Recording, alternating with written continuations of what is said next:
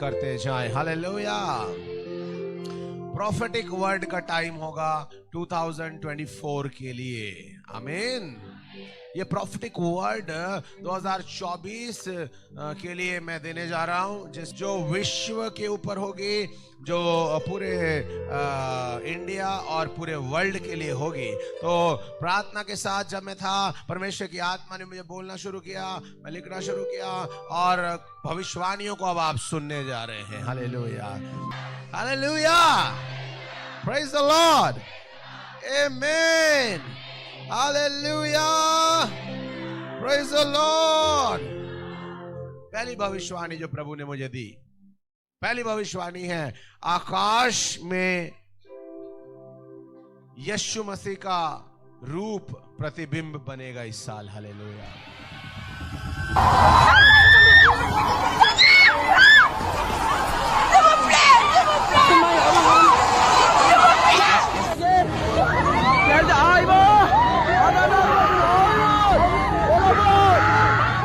Oh, Jesus!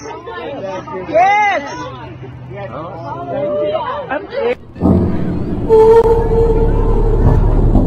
Have you heard the fascinating news coming from Israel? It seems a strange light has descended from the sky. दूसरी भविष्यवाणी, ये वर्ष परमेश्वर के बातें करने का वर्ष होगा। हालेलुया, कि परमेश्वर हमसे बातें करेंगे। हालेलुया। जब मैं बराखा में था तो मुझे एक विजन आया था, तो परमेश्वर ने मुझे उसके द्वारा बात किया था कि मैं तुम्हें नए साल के शुरू होते ही पहले या दूसरे महीने में फ्लाइट में बैठाऊंगा बोल के, ऐसा मेरे को उन्होंने बोला था। और फिर उसके बाद जब हम लोग बराखा से वापस आए थे, तो ट्रेन में आने के समय जब हम लोग ट्रेन में थे, तो उस समय मैंने परमेश्वर को बोला, अब इतना कुछ कर ही दिया है तूने मेरे लिए, अब बस ये भी कर दे, मुझे फ्लाइट में बैठा दे। मैंने नॉर्मली ऐसी बात किया, मैं प्रेयर नहीं किया ना, प्रेयर मैं किसी समय किया था, पर उस समय मैंने नॉर्मली बात किया। तो फिर उसके नेक्स्ट डे फ्राइडे सैटरडे था, तो उस दिन इवनिंग में मेरे को कॉल आया, बराखा में मेरे साथ एक भाई थे, उनका कॉल आया और उन्होंने मेरे को बोला, भाई हम लोग बराखा जाएंगे दोबारा से, तो और उन्होंने बोला कि मैं तुम्हारे लिए टिकट बुक करवा रहा हूँ फ्लाइट में, तुम मेरे साथ चलो, ऐसा बोल के उन्होंने बोला। मैं अभी फास्टिंग प्रेयर में थी, शुक्रवार से दिन में भी और रात में भी। तो दूसरे दिन मुझे बहुत कमजोरी और थकावट लग रहा था, मैं काम पे गई थी तो, और मुझे भूख लग रहा था, तो ऐसा मन हो रहा था कि मैं खा लूँ।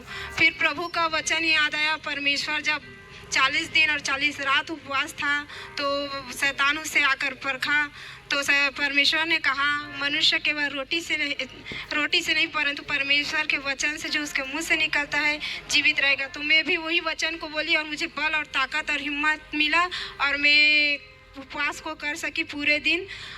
इस साल भीषण गर्मी होगी भारत में और 50 डिग्री के ऊपर टेम्परेचर जाएगा, जो कि कभी हुआ नहीं।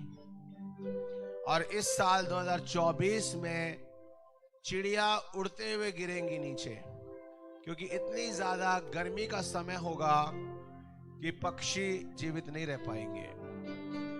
और बहुत ज्यादा गर्मी की वजह से लोगों के घरों में, फैक्ट्रियों में, कार्यालयों में, बिल्डिंगों में आग लगनी शुरू होगी। और इसी प्रकार आग जो है वो बहुत चारों तरफ आप उसकी खबरें सुनेंगे। नहीं ले रहा। दिल्ली में बुधवार को ऐसी गर्मी पड़ी कि पूरे देश का रिकॉर्ड टूट गया। इतिहास में ऐसा पहली बार हुआ कि पारा 52 के पार चला गया। इसके अलावा कई इलाकों में तापमान 50 डिग्री के ऊपर चला गया। हालांकि कुछ ही देर बाद मौसम ने करवट ली और आसमान में बादल छा गए। इसके बाद हुई रिमझिम के चलते दिल्ली के लोगों ने राहत की सांस ली। बता दें, आज जिस क्षेत्र में रिकॉर्ड तोड़ गर्मी दर्ज की गई है वो मुंगेरपुर उत्तरी पूर्वी दिल्ली इलाके में आता है। ये दिल्ली के बाहरी इलाके में स्थित एक गांव है जो कि दिल्ली के केंद्र कनॉट प्लेस से तकरीबन 50 किलोमीटर दूर है।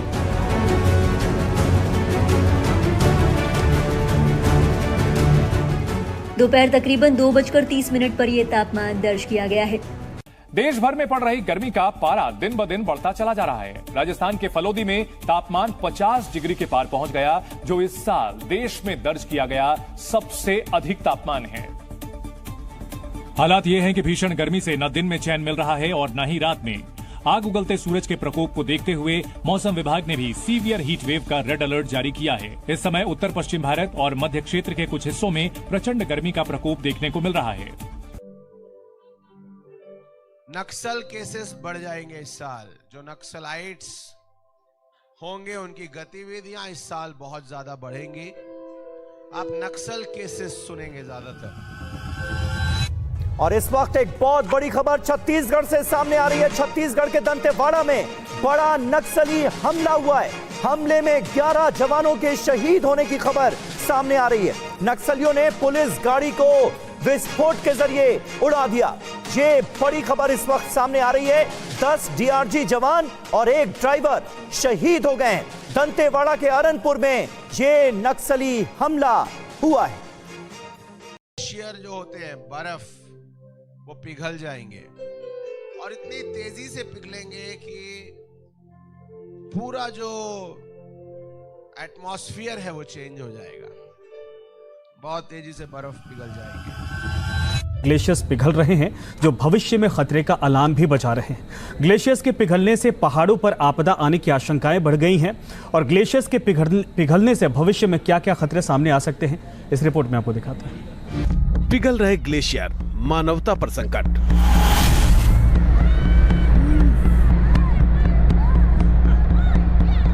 बर्फ के पहाड़ों में हलचल, प्रलय का सिग्नल।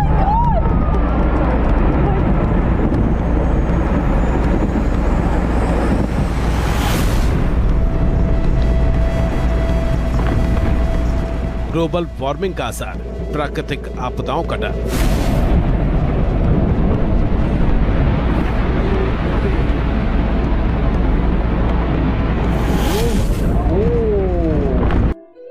और भविष्यवाणी में देता हूं आगे। जकार्ता में भूकंप आएगा। जकार्ता में भूकंप आएगा और जकार्ता की जमीनें हिल जाएंगी। परमेश्वर का आवाज होगा जकार्ता देश के लिए कि जकार्ता तुम मन फिराओ, क्योंकि यीशु का आगमन बहुत निकट आ गया है। और जकार्ता में यह भूकंप दहला देने वाला भूकंप होगा, जिसमें आवाज होगी प्रभु की कि अब तुम मन फिराओ।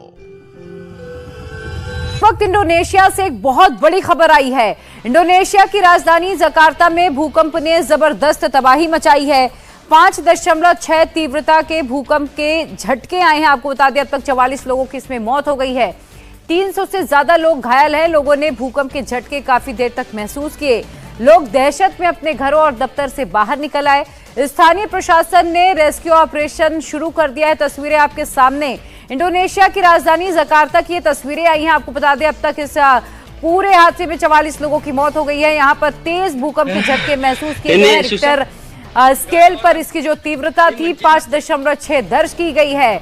आपको बता दें कि भूकंप के एपिसेंटर जावा के सियांजपुर बताया जा रहा है। भूकंप में अब तक 44 लोगों की मौत हो गई है, जबकि 300 से ज्यादा लोग जख्मी हैं। रेस्क्यू ऑपरेशन युद्ध स्तर पर चलाया जा रहा है। तबाही 2024 के जून मंथ में इंडिया में एक बड़ा ट्रेन हादसा होगा। उस ट्रेन हादसे के अंदर में हजारों लोग प्रभावित होंगे और सैकड़ों लोग मरेंगे। और जून में जो ट्रेन हादसा होगा वो पूरे वर्ल्ड की सुर्खियां बन जाएगा। पश्चिम बंगाल रेल हादसा 17 जून 2024 पश्चिम बंगाल के जलपाईगुड़ी में सियालदाह की तरफ जा रही कंचनजंगा एक्सप्रेस से एक मालगाड़ी टकरा गई। इस रेल हादसे में 15 लोगों की जान चली गई, तो वहीं 200 से ज्यादा लोग घायल हो गए। दरअसल कंचनजंगा एक्सप्रेस खड़ी हुई थी, तभी एक मालगाड़ी ने पीछे से आकर ट्रेन में टक्कर मार दी। एरोप्लेन टकराएंगे आपस में, या हम अनुमान सोच देखते हैं कि क्रैश होते हैं एरोप्लेन्स किसी प्रॉब्लम की वजह से, मगर 2 प्लेन्स टकराने का प्रभु ने मुझे दिखाया है। टीम जो है वो आग बुझाने में जुटी हुई है, लेकिन तस्वीरें ये देखिए किस तरीके से ये विमान जब है टेक ऑफ करने बाद इस विमान में आग लग जाती है। बताया जा रहा है कि 367 यात्री जो है सवार थे इस विमान में, लेकिन सभी को सुरक्षित बाहर निकाल लिया गया है। साल का पहला दिन भी जापान के लिए कुछ खास नहीं रहा था और आज साल का दूसरा दिन है 2 जनवरी और आज एक और बड़ा हादसा होता है। कल ही वहां पर सुनामी भी आई थी और ऐसे में आज की ये 3 तस्वीरें आप जापान से देखें किस तरीके से रनवे पर ये विमान टकराते हैं आपस में। 367 यात्री उस वक्त उसके अंदर मौजूद होते हैं, जो सब आनंद फानंद में थे, जो सब डरे हुए थे, लेकिन तुरंत उनको रेस्क्यू कर लिया जाता है। और लेकिन सबसे बड़ा सवाल ये है कि आखिर ये दोनों विमान आपस में टकराए तो टकराए कैसे। लेकिन सबसे अच्छी बात ये है कि जो कप्तान मौजूद था उसकी सूझबूझ की वजह से ही किसी को किसी तरह की चोट नहीं लगी।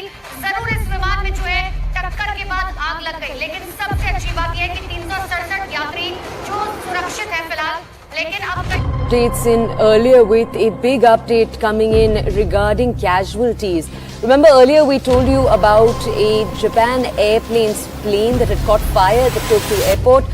We're learning that 4 Coast Guard members have been killed in the incident. Remember, there was a Coast Guard plane, a smaller Coast Guard plane that crashed into a larger plane. Now it's the larger plane that had 379 passengers. They were evacuated in safety, but now we're learning the smaller plane that was involved in that collision, the Coast Guard plane. और हमारी जो कलीसियाएं हैं, ये आखिरी भविष्यवाणी है, हमारी जो कलीसियाएं हैं फायर मिनिस्ट्री की, वो इंडोनेशिया में खुलने जा रही हैं।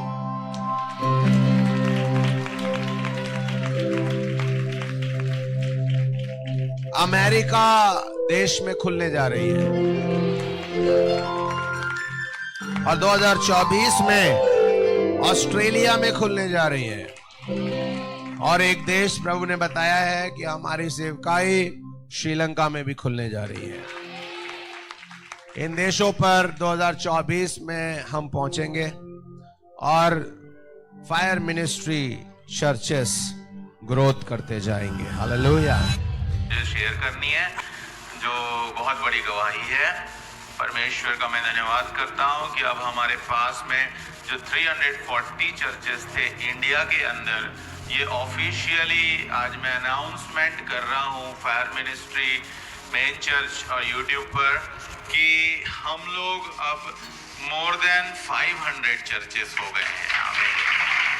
Praise the Lord. हालेलुया।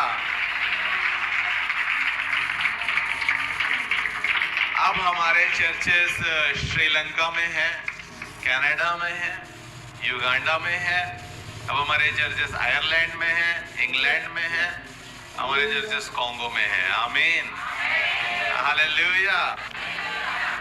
क्योंकि अभी तक हम लोग इंडल्ज नहीं होकर काम कर रहे थे, बस एक अब मिलने के बाद में जो हम लोगों की गैदरिंग हुई और इस मीटिंग के बाद हमारी एक टीम हो गई और वो सारे चर्चेस हमारे साथ हैं और हमारे चर्चेस उनके साथ हैं। आमीन।